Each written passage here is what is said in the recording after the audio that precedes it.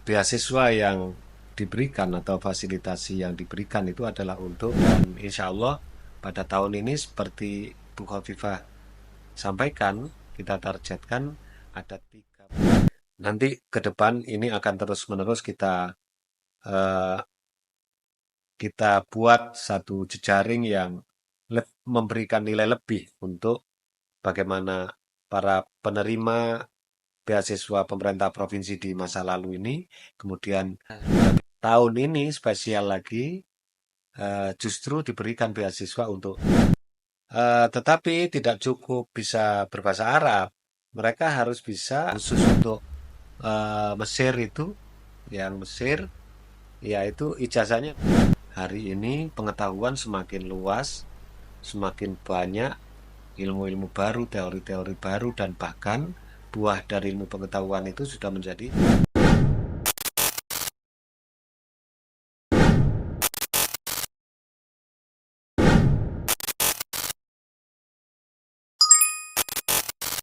Assalamualaikum warahmatullahi wabarakatuh. Alhamdulillahirabbil alamin. Para pemirsa HBNU TV yang dirahmati oleh Allah Subhanahu wa taala. Alhamdulillah kita berjumpa kembali dalam program podcast HBNU TV, yaitu Sowan Silaturahim lan Nimba Keilmuan. Pada pertemuan kali ini kita mengangkat terkait dengan dunia pendidikan, karena kita memperingati juga Hari Pendidikan Nasional di tahun 2025 ini. Maka terkait dengan pendidikan itu yang merupakan pokok ataupun inti dan merupakan prioritas daripada kemajuan bangsa dan negara, termasuk untuk meningkatkan sumber daya manusia. Titik ujung tombaknya adalah di dunia pendidikan, termasuk diantaranya yang berada di dunia pendidikan adalah terkait dengan beasiswa. Nah, saat ini pada podcast Sowan kali ini kita sudah mendatangkan ataupun kita sowan langsung hadir. Kita saat ini berada di Fakultas Tarbiyah dan Keguruan UIN Sunan Ampel Surabaya. Langsung bertemu dengan narasumber yang insya Allah kompeten terkait dengan bidang pendidikan ataupun berkaitan dengan program-program beasiswa untuk kuliah. Kita bertemu dengan beliau yang biasa akrab dipanggil dengan Caibin, yaitu Profesor Dr. Kiai Haji Ahmad Muhibbin Zuhri, MAG. Assalamualaikum warahmatullahi wabarakatuh. Waalaikumsalam warahmatullahi wabarakatuh. Okay. Ini Prof, kita membicarakan terkait dengan pendidikan, terutama terkait dengan beasiswa, di mana Prof Muhibbin ini perlu kami sampaikan para pemirsa BNU TV. Beliau ini adalah selain menjadi wakil dekan 3 di Fakultas Tarbiyah dan Keguruan UIN Sunan Ampel Surabaya, beliau juga sekretaris LPPD, Lembaga Pengembangan Pesantren dan Diniyah Provinsi Jawa Timur. Nah, ini terkait dengan LPPD dulu, Prof. Okay. LPPD dulu, yang ini pada saat musim-musim saat ini untuk seleksi penerimaan mahasiswa baru utamanya, ini banyak sekali para mahasiswa-mahasiswa, calon mahasiswa untuk mencari peluang-peluang untuk mendapatkan beasiswa, termasuk S1 ataupun S2 ataupun S3. Nah, ini sekarang hadirnya LPPD ini awal mulanya bagaimana, mungkin bisa dijelaskan, dan posisinya di Provinsi Jawa Timur ini sebagai apanya, Prof? Baik, ya. Secara kelembagaan, Lembaga Pengembangan Pesantren dan Diniyah dulu lahir dengan nama Lembaga Pengembangan Pendidikan Diniyah, dan memang pada awalnya concern untuk meningkatkan kualifikasi guru madin, ya, guru madin pada awalnya. Oleh karena itu beasiswa yang diberikan atau fasilitasi yang diberikan itu adalah untuk program sarjana, nah, di mana pada waktu itu bekerja sama dengan IAIN Sunan Ampel, pelaksanaan perkuliahannya dilakukan di beberapa daerah dan ijazahnya dari Yayan Sunan Ya. Ampel pada masa awal-awal itu 2017, 2018 gitu. Jadi masih madrasah diniyah saja Betul, bagi oleh guru karena madrasah itu diniyah. di sebagian teman-teman populer dengan menyebut program Madin Oh gitu ya, ya. guru Madi ya. Ya, Guru Madin, beasiswa Guru Madin gitu. Namun seiring dengan kebutuhan dan juga perhatian pemerintah yang semakin meningkat, terutama yang terakhir saja di era kepemimpinan Gubernur Khofifah Indar Parawangsa, ada perubahan nomenklatur dari yang semula pengembangan pendidikan diniyah menjadi lembaga pengembangan pesantren dan diniyah. Jadi orientasinya pun sudah lebih luas, yaitu kepada satu concern atau ikhtiar untuk meningkatkan kualitas sumber daya manusia pesantren, ya. Dengan meningkatnya sumber daya manusia pesantren, kualitasnya itu diharapkan nanti akan memberikan dampak yang positif bagi perkembangan lembaga-lembaga pendidikan yang ada di pesantren, dan untuk kemudian bisa memberikan kemanfaatan lebih luas kepada masyarakat santri khususnya di Jawa Timur dan Indonesia. Berarti tidak hanya yang awalnya dari guru Madin, sekarang sudah semakin luas santri Iya, yang berada di pesantren gitu. betul. Jika dulu yang bisa mendapatkan beasiswa itu adalah guru-guru Madin gitu, yang mereka belum pernah kuliah, supaya mereka menjadi sarjana, diberikanlah beasiswa. Tetapi sekarang sudah jauh dari itu, bahkan untuk yang S1 itu tidak hanya guru madid, malah didorong untuk supaya para hafidh-hafidhoh itu bisa mendapatkan akses untuk beasiswa tersebut, itu untuk yang S1. Meskipun tidak di pesantren gitu ya. Betul. Jadi tetapi mereka itu tetap memiliki hubungan dengan pesantren, ya. Apakah dia alumni pesantren atau masih aktif di pesantren gitu ya. Eh, Sebab itu tetap harus ada rekomendasi dari Rekomendasi. pesantren supaya jelas nanti eh, keluaran dari beasiswa ini pengabdiannya jelas Oh, gitu gitu. ya. Jadi tidak tidak sekedar memberikan beasiswa, tetapi juga bagaimana outputnya nanti bisa memberikan Kembali dampak positif. kembali lagi untuk pengembangan di pesantrennya Betul, masing-masing gitu. ya. Untuk program ini kira-kira sudah berapa banyak mulai dari awal dicanangkan LPPD itu? Sudah lebih dari 5.600-an mahasiswa sarjana yang menjadi sarjana, menjadi magister, dan insya Allah tahun ini kita panen doktor ya, karena 4 tahun yang lalu sudah dimulai, 3 tahun yang lalu sudah dimulai beasiswa doktor, dan kita sudah ada eh, berapa 40 dan 45, jadi sudah 125 Iya, orang calon dokter, calon dokter. dan yang per hari ini sudah selesai 8 orang, dan insya Allah pada tahun ini seperti Bu Khofifah sampaikan, kita targetkan ada 35 dokter baru Yang yang dalam setahun dari ini. kalangan pesantren melalui beasiswa pemerintah provinsi LPPD.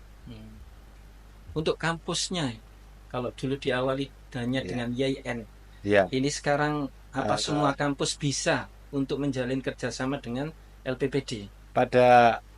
pada prinsipnya eh, semua kampus yang memiliki concern yang sama untuk tujuan meningkatkan kualitas sumber daya manusia pesantren ini dapat mengajukan usulan gitu, dan nanti tentu akan dilakukan survei dan validasi ya untuk kelayakannya sebagai penyelenggara program beasiswa ini.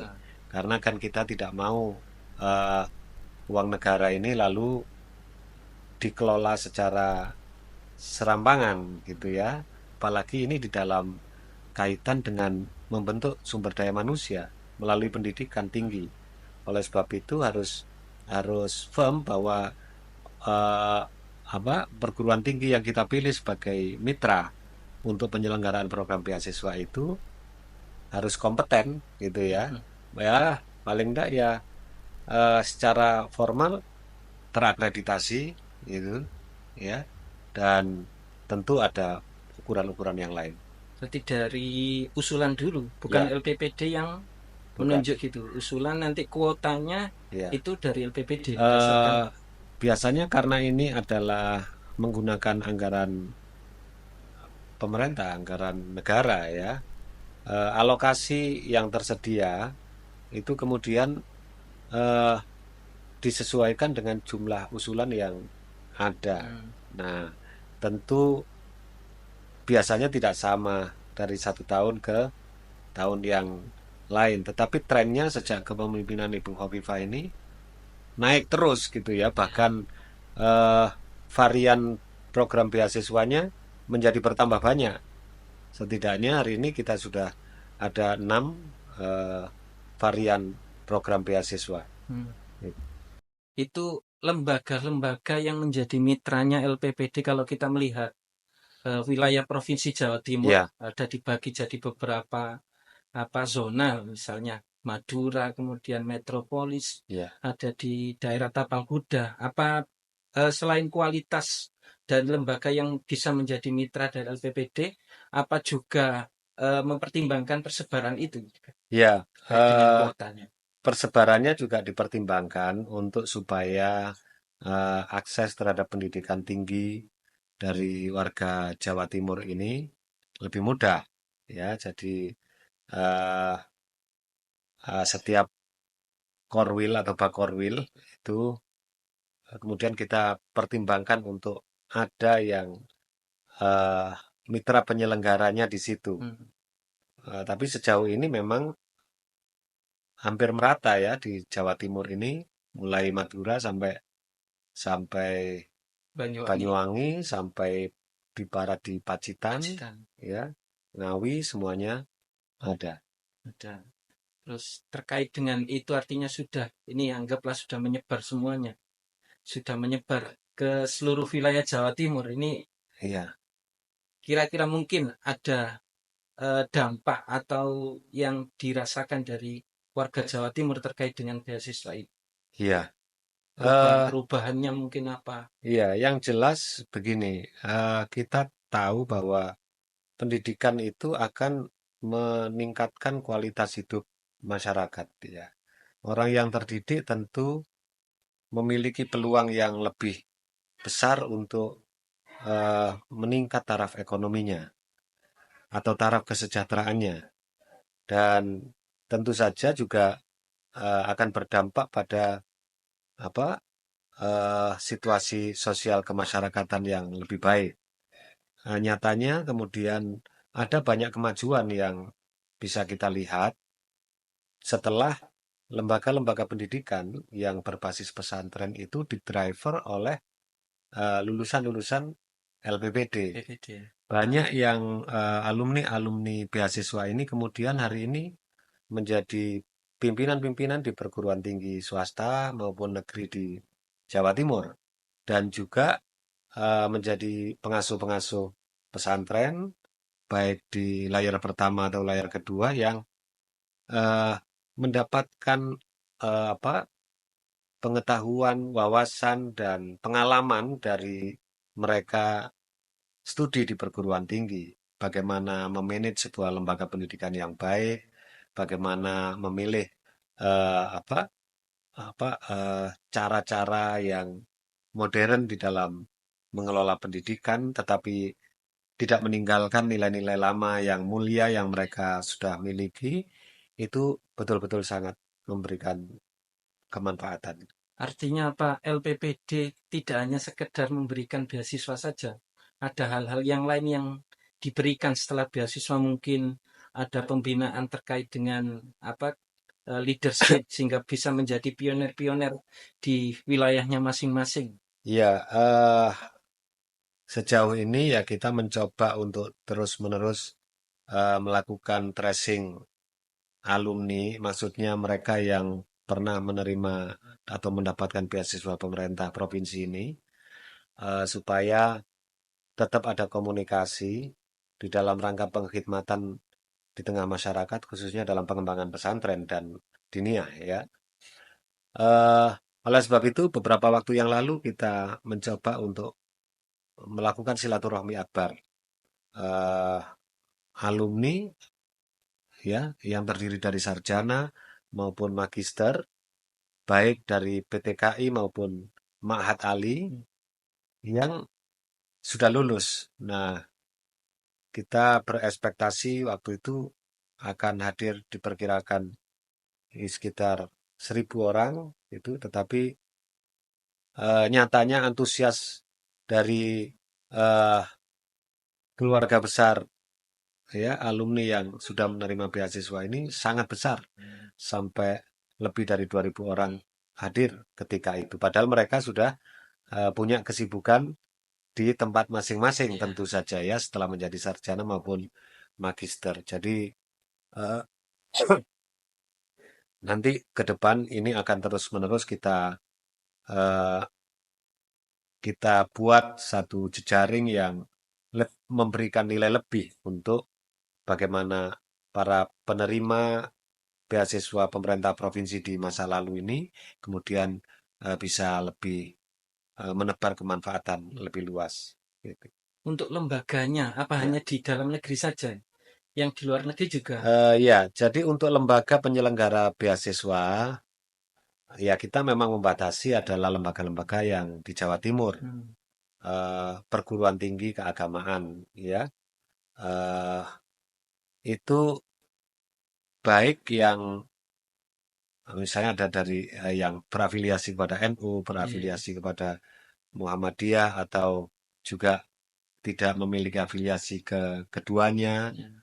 Eh, Juga yang berbasis pesantren, artinya dimiliki oleh sebuah yayasan pesantren atau di luar pesantren, itu yang PTKI ya, macam-macam jenisnya, baik yang negeri maupun yang swasta.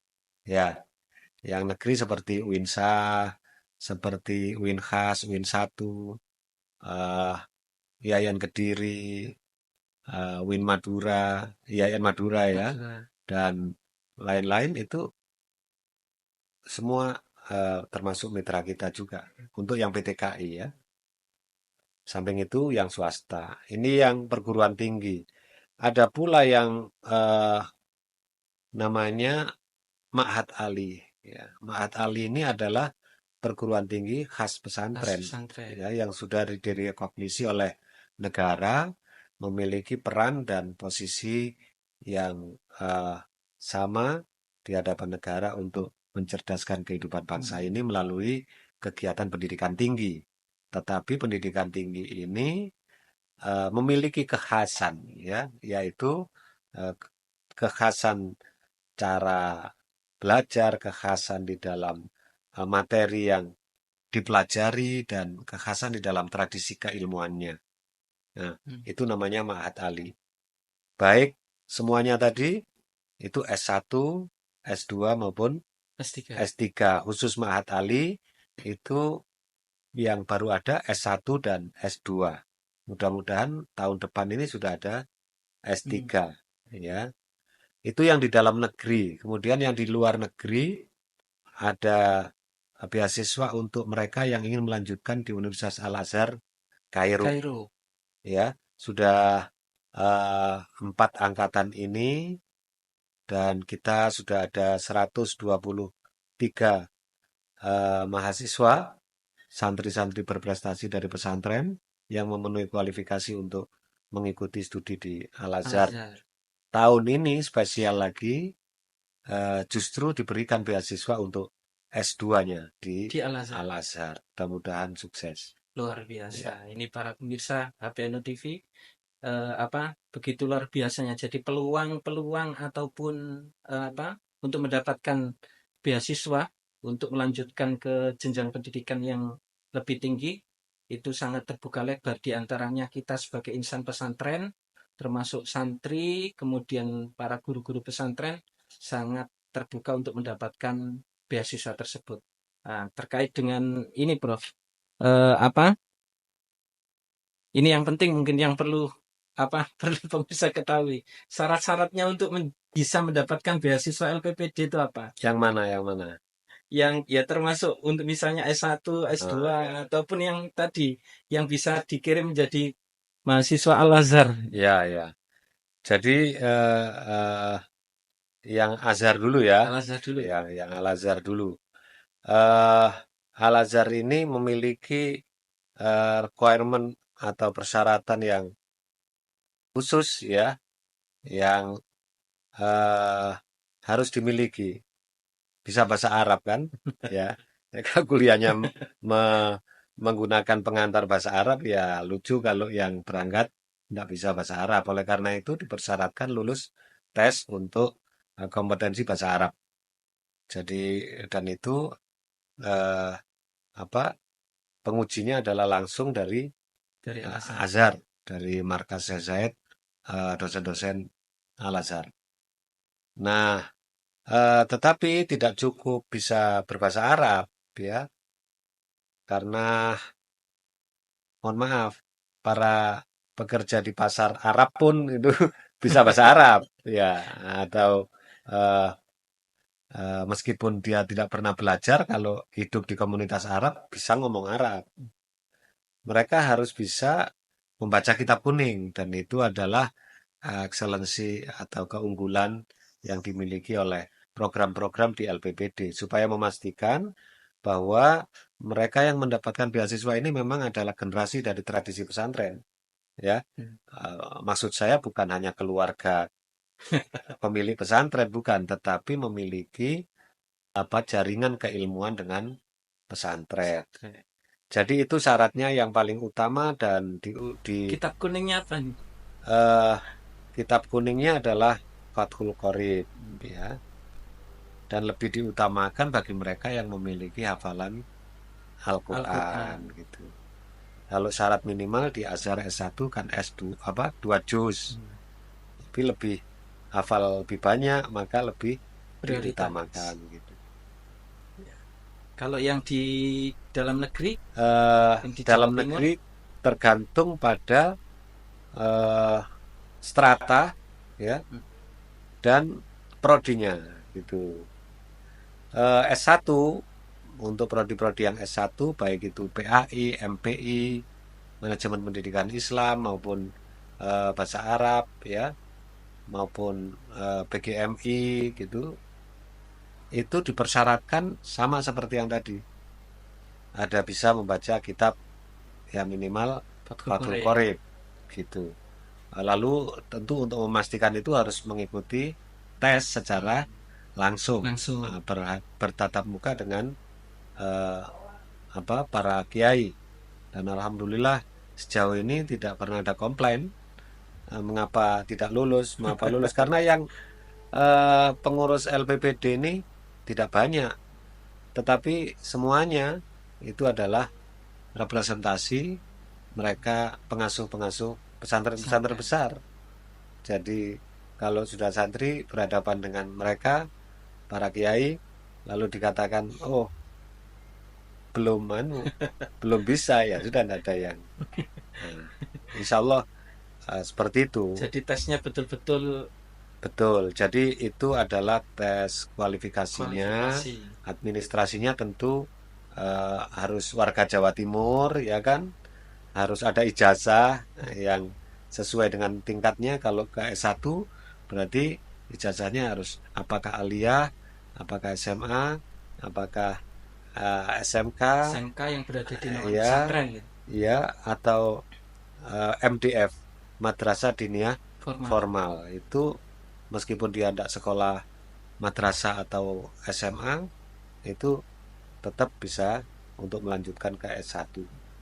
Ya, itu untuk yang S1. Untuk yang S2 nanti baca kitabnya agak lumayan tinggi, yaitu Fathul Mu'in gitu ya.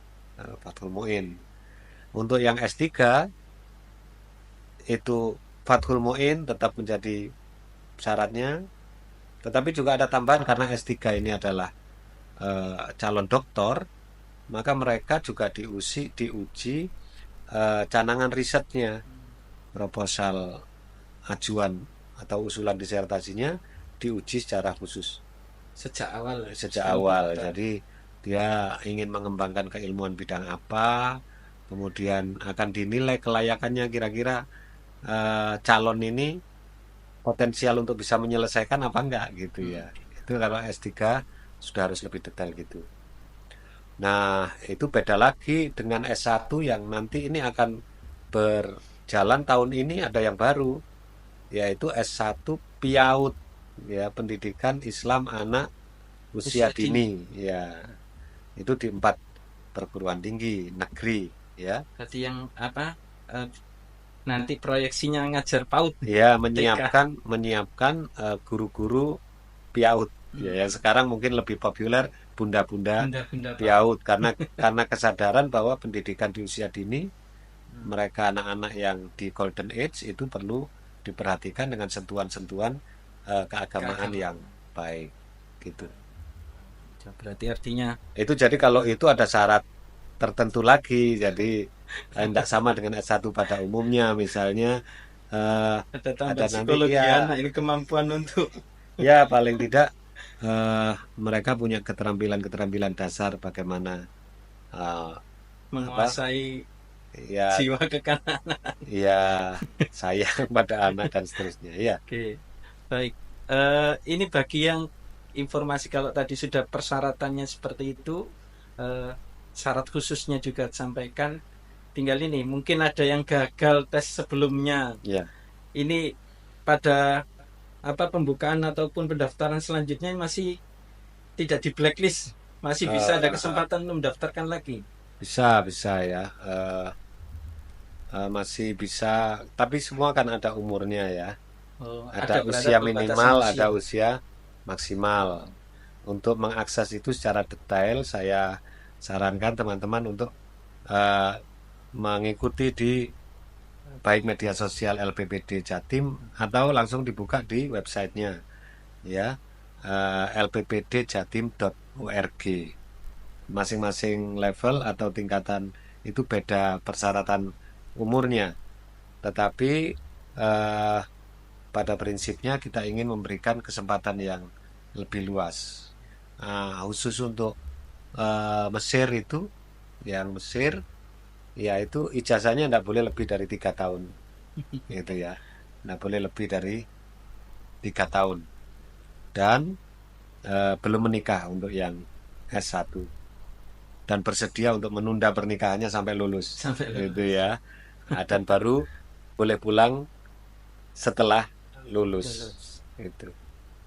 Baik, itu terkait dengan LPPD di apa panjang lebar, dan tahun ini masih pembukaan pendaftarannya di bulan Eh, ini kita apa ini? nunggu launching oleh gubernur. Jadi diperkirakan kalau launching itu nanti pertengahan bulan depan, Mei ini, kira-kira pertengahan bulan depan itu bisa langsung diikuti proses enrollmentnya di proses admisinya di website semuanya dengan apa, platform itu. Ada yang namanya SIMBA, Sistem Informasi Manajemen Beasiswa LPPD, di website lppdjatim.org. Oke, Itu. jadi itu bisa di headline Ya, tadi apa yang disampaikan oleh Prof. Kiai Muhyiddin terkait dengan persiapan, monggo. Jadi ya. jangan putus asa. Yang kemarin yang tidak lulus apa SNBT ataupun yang sekarang sudah mengikuti UTBK, masih ada kesempatan teman-teman dari pesantren, santri, kemudian lulusan pesantren ataupun para guru-guru yang mengajar pesantren, masih terbuka untuk bisa mendapatkan jenjang pendidikan yang lebih tinggi Iya, melalui betul. beasiswa LPPD. Ya, ini Betul. wawasan ataupun apa pengetahuan sekaligus ini menjadi peluang bagi sahabat-sahabat maupun bagi pemirsa HBN TV. Lah, sekarang ini pada pembahasan lain Iya, betul. terkait dengan ini apa refleksi Hari Iya, Pendidikan Nasional ini, Prof. iya. Prof. Yai Muhyiddin memandang pendidikan saat ini seperti apa? karena banyak sekali yang menganggap oh ini apa ganti rezim, ganti sistem pendidikan, sehingga itu tidak ada blueprint pendidikan sampai nanti itu targetnya seperti apa, pencanangannya seperti apa. Nah, ini kira-kira hal-hal yang harus apa dikembangkan lagi terkait dengan pendidikan yang ada di Indonesia ini. Iya, ini reflektif saja ya. Kalau saya melihat pendidikan, eh, fenomena pendidikan saat ini, dan sebenarnya ini tidak hanya di Indonesia, tetapi merupakan fenomena global juga, semakin tercerabut dari eh, filosofi pendidikan itu sendiri ya, yang seharusnya proses sadar untuk memanusiakan manusia, kemudian bergerak ke arah yang sangat apa sangat simple dan mengurangi, Pragmatis. ya, dan sangat pragmatis, yaitu sebuah usaha untuk menyiapkan eh, bahan bakar atau tenaga-tenaga yang bisa mensupport industri atau siap untuk bekerja di sektor-sektor modern. Itu kan jauh dari tujuan awalnya. Dan kalau soal bagaimana ilmu itu berkembang, bagaimana anak-anak diajari dengan pengetahuan yang baru, itu sebenarnya sudah tidak ada problem. Hari ini pengetahuan semakin luas, semakin banyak ilmu-ilmu baru, teori-teori baru, dan bahkan buah dari ilmu pengetahuan itu sudah menjadi teknologi yang menjadikan perubahan-perubahan yang sangat eksponensial gitu ya. Nah, itu seperti kita alami ya, kita ini dari berbagai macam zaman kita alami merupakan buah dari kemajuan teknologi. Ah, tapi masalahnya bukan di sana, bukan di pinter-pinteran, tetapi di bener-beneran gitu ya. Apakah orang-orang pinter ini eh, sudah bisa berdampak pada kemajuan peradaban yang diinginkan? Apakah orang-orang pinter ini sudah bisa membuat dunia ini lebih bahagia, gitu ya, lebih sejahtera, lebih religius, misalnya begitu. Ada Kalau kita, karakternya berarti iya, masuk kalau kita karakternya. bicara tentang pendidikan Islam, gitu ya, pesantren kan memang semakin banyak. Orang kuliah di perguruan tinggi keagamaan Islam juga semakin banyak. Pertanyaannya ialah, apakah kesolehan juga semakin meningkat? Ya, apakah prosentase orang yang sholat di masjid berjamaah semakin meningkat? Apakah perilaku-perilaku sosial, ya, ekonomi, politik sudah didrive oleh nilai-nilai Islam yang diajarkan di perguruan-perguruan Islam? Nah, ini masalahnya. Jadi, kritik saya terhadap dunia pendidikan hari ini ialah terlalu materialistik, terlalu pragmatis, jauh dari tujuan yang seharusnya. Nah, itu. Apa dengan apa pandangan Prof tadi yang menyampaikan seperti itu, apa bisa disimpulkan kalau pendidikan pesantren itu masih sangat begitu relevan dan harus betul-betul untuk dikembangkan dan harus diikuti dan harus dijalankan. Ya, pesantren, betul, pesantren itu merupakan sebuah lembaga pendidikan yang otentik, tumbuh dari kesadaran masyarakat muslim soalsip ya. Para ulama itu dengan keswadayaannya, dia membaca kebutuhan zamannya dan membangun sebuah sistem pendidikan yang kemudian kita kenal dengan pesantren. Namun demikian, ya, dewasa ini juga pesantren tentu mengalami satu godaan-godaan untuk melakukan inovasi-inovasi eh, atau berkreativitas yang boleh jadi kadang-kadang ada eh, yang terlalu jauh meninggalkan kekayaan yang dimilikinya, sehingga eh, apa sehingga excellency atau keunggulan yang dimiliki itu tidak menjadi bagian dari Ya. lembaga tersebut. Di sisi lain, untuk menjadi sama ya atau dianggap setara dengan yang dikejar itu juga masih kalah. Nah ini ibaratnya jadi maga. Maka Maga. Nah jadi kalau buah itu mateng tidak mateng, entah entah itulah dipangan murus jadi gitu ya. Nah, tapi memang apa harus menuju ke situ pendidikan pesantren itu merupakan satu apa harus tetap keniscayaan. harus mempertahankan watak dasarnya pesantren yang salaf kemudian yang betul-betul apa mengikuti apa kata pengasuhnya apa kata kiainya Ya, dan menanamkan dasar-dasar di pesantren. ya. Gus Dur dulu pernah bilang ya, pesantren itu adalah subkultur ya.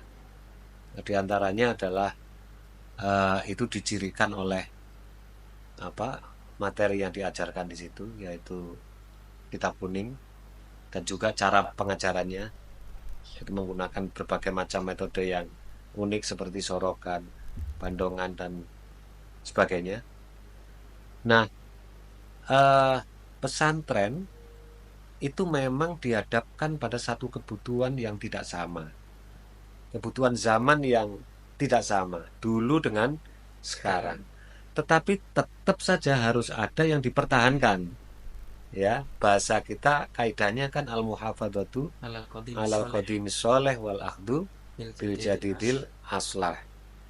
Jadi jangan kemudian dengan alasan inovasi itu meninggalkan nilai-nilai lama yang sangat mulia. Misalnya bagaimana kepemimpinan pesantren, pengasuh pesantren itu dihormati dengan cara pesantren, lalu itu menimbulkan dampak psikologis bagi santrinya untuk kemudian semangat mempelajari ilmunya dan menjadikan ia bermanfaat. Itu nilai-nilai yang tidak boleh ditinggalkan, tidak boleh kemudian karena apa ingin dianggap modern lalu tata cara hubungan di antara santri dan kiai atau guru dan murid di pesantren lalu berubah. Nah, hal-hal seperti itu yang tidak boleh. Tetapi bahwa misalnya ada yang bertahan pada karakter salafiyahnya.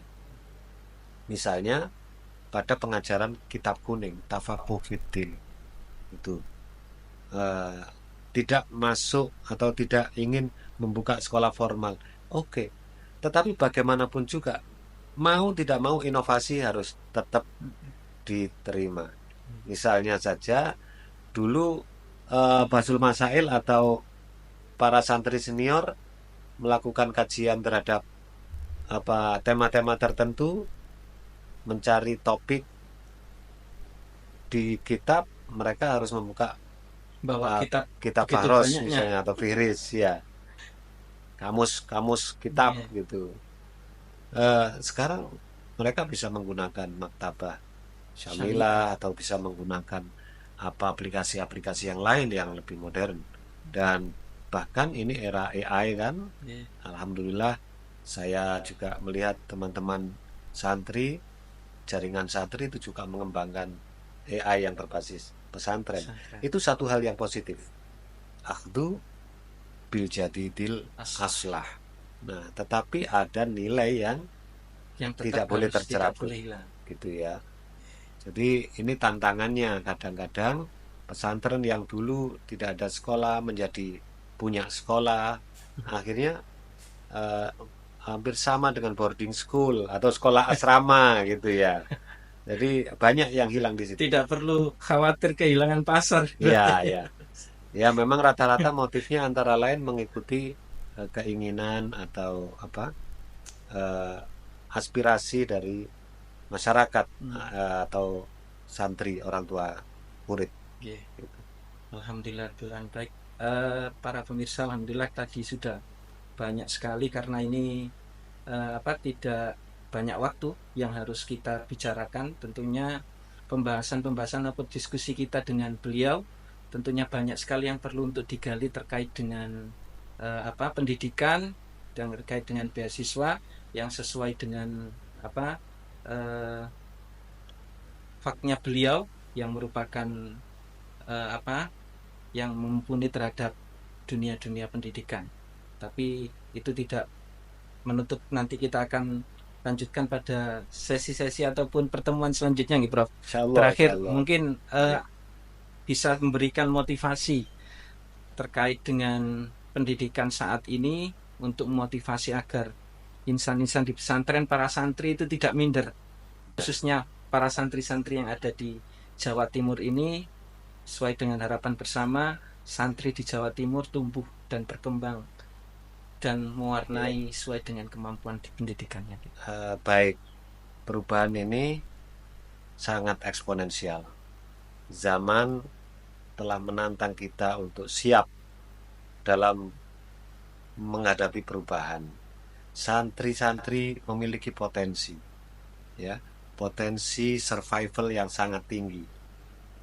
Oleh sebab itu saya yakin dengan mental yang kuat, nilai-nilai yang diajarkan melalui pendidikan pesantren, juga pengetahuan yang diberikan dalam pendidikan pesantren, baik berkaitan dengan ilmu-ilmu syariah maupun pengetahuan di bidang-bidang yang dibutuhkan oleh kehidupan ini, akan mengantarkan mereka untuk sukses, survive di dalam menghadapi tantangan perubahan ini.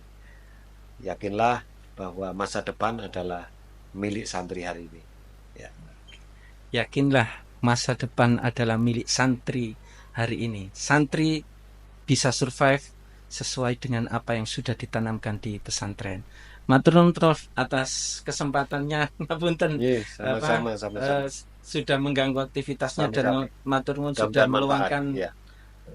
waktunya di tengah kesibukan panjenengan, Ya. baik di kampus UINSA maupun di lembaga-lembaga yang lainnya ataupun di tempat yang lainnya. Ya. Semoga bermanfaat para pemirsa semuanya apa yang kita bicarakan pada pertemuan kali ini di topik sowan silaturahim lan nambah keilmuan. Kita hadir pada pertemuan selanjutnya, pada podcast-podcast selanjutnya, tentunya dengan sowan-sowan kepada para alim ulama, kepada beliau-beliau yang kompeten terhadap keilmuannya ataupun bidangnya masing-masing. Saya akhiri, wallahul muwaffiq ila aqwamit thoriq. Assalamualaikum warahmatullahi wabarakatuh.